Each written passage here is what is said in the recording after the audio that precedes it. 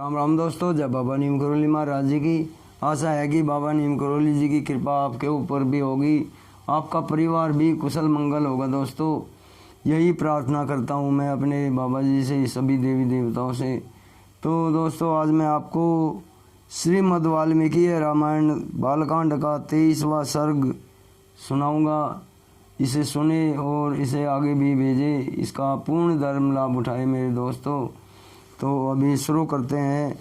विश्वामित्र सहित श्री राम और लक्ष्मण का सरयू गंगा संगम के समीप पुण्य आश्रम में रात को ठहरना। जब रात बीती और प्रभात हुआ, तब महामुनि विश्वामित्र ने तिनकों और पत्तों से बिछोने पर सोए हुए उन दोनों ककुत स्थवंशी राजकुमारों से कहा, नरश्रेष्ठ राम, तुम्हारे जैसे पुत्र को पाकर महारानी कौशल्या सुपुत्र जननी कही जाती है। यह देखो, प्रातः काल की संध्या का समय हो रहा है।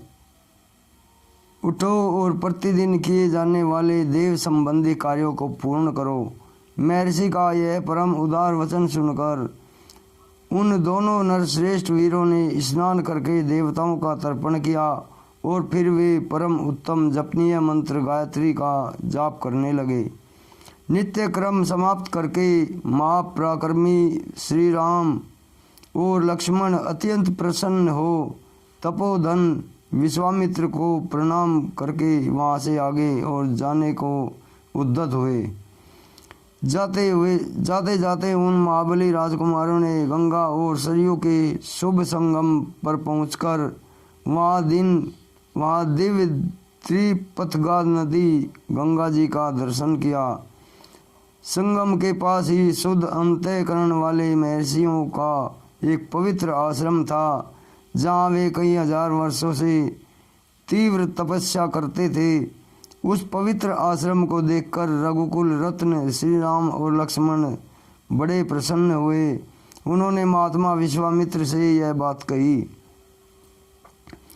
भगवान, यह किसका पवित्र आश्रम है और इसमें कौन पुरुष निवास करता है? यह हम दोनों सुनना चाहते हैं। इसके लिए हमारे मन में बड़ी उत्कंठा है। उन दोनों का यह वचन सुनकर मुनिश्रेष्ठ विश्वामित्र हंसते हुए बोले, राम, यह आश्रम पहले जिसके अधिकार में रहा है उसका परिचय देता हूँ, सुनो। विद्वान पुरुष जिसे काम कहते हैं, वह कंदर पूर्व काल में मूर्तिमान था, शरीर धारण करके विचरता था। उन दिनों भगवान स्थाणु शिव इसी आश्रम में चित्त को एकाग्र करके नियम पूर्वक तपस्या करते थे। एक दिन समाधि से उठकर देवेश्वर शिव मरुद गणों के साथ कहीं जा रहे थे। उसी समय दुर्बुद्धि काम ने उन पर आक्रमण किया। यह देख महात्मा शिव ने हुंकार करके उसे रोका। रघुनंदन भगवान रुद्र ने रोष भरी दृष्टि से अवहेलना पूर्वक उसकी ओर देखा और फिर तो उस दुर्बुद्धि के सारे अंग उसके शरीर से जीर्ण शीर्ण होकर गिर गए। वहाँ दुग्ध हुए मामना कंदर्प का शरीर नष्ट हो गया। देवेश्वर रुद्र ने अपने क्रोध से काम को अंगहीन कर दिया था। राम तभी से वह अनंग नाम से विख्यात है। शोभाशाली कंदर्प ने जहाँ अपना अंग छोड़ा था, वह प्रदेश अंग देश के नाम से विख्यात हुआ। यह उन्हीं महादेव जी का पुण्य आश्रम है। वीर, ये मुनि लोग पूर्व काल में उन्हीं स्थानों के धर्मपरायण शिष्य थे। इनका सारा पाप नष्ट हो गया है।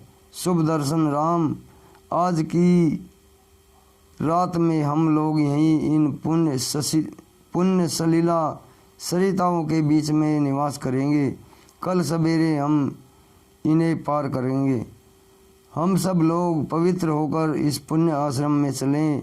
यहाँ रहना हमारे लिए बहुत उत्तम होगा। नरश्रेष्ठ, यहाँ स्नान करके जप और हवन करने के बाद हम रात में बड़े सुख से रहेंगे। वे लोग वहाँ इस प्रकार आपस में बातचीत कर ही रहे थे कि उस आश्रम में निवास करने वाले मुनि तपस्या द्वारा प्राप्त हुई दूरदृष्टि से उनका आगमन जानकर मन ही मन बहुत ही प्रसन्न हुए। उनके हृदय में हर्ष जनित उल्लास छा गया।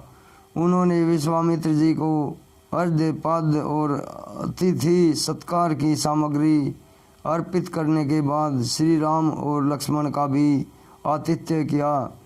यथोचित सत्कार करके उन मुनियों ने इन अतिथियों का भांति भांति की कथा और वार्ताओं द्वारा मनोरंजन किया।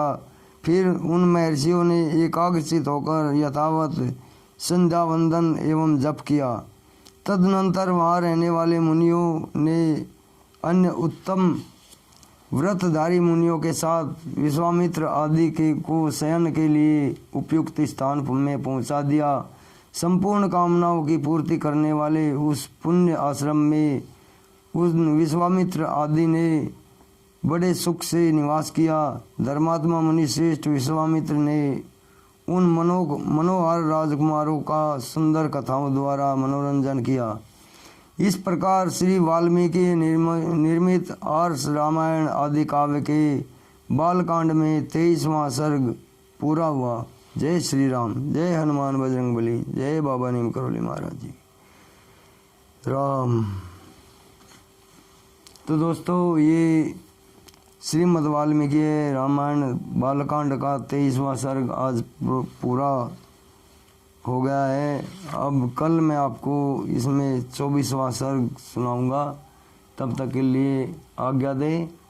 जय राम जी की, जय हनुमान जी की, जय बाबा नीम करोली महाराज जी की। और दोस्तों, चैनल को सब्सक्राइब अवश्य कर लें ताकि आपको पूर्ण धर्म लाभ मिल सके दोस्तों, क्योंकि मैं इसमें सभी अत्यंत पुण्य और धार्मिक कथाएं सुनाता हूँ।